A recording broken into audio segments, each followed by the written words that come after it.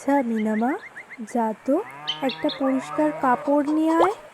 দাঁড়াও, আমি ব্যাগটা রেখে এক্ষুনি যাচ্ছি। আমি বড় দিদি, দেখেছো আমার কত দায়িত্ব। দেখি যাই, ভাইয়ের জন্য কাপড় তুলে আনি। আরে এখানে তো দেখছি কাক এসে বসেছে। এই যা, হুশ! আরে যা, হুশ হুশ! একটাকে তাড়াই তো আরেকটা আবার চলে আসে। এই যা, হুশ হচ্ছে। এবার আমি কাপড়টা তুলে নিয়ে যাই। ডাক্তার দিদি বলেছে মায়ের শরীর এখন দুর্বল, তাই আমাকে একটু হাতে হাতে কাজ করে দিতে হচ্ছে। ডাক্তার দিদি, ডাক্তার দিদি! হ্যাঁ মিনামা, আসতে আয়। এই নাও, আমি সাদা কাপড় নিয়ে এসেছি।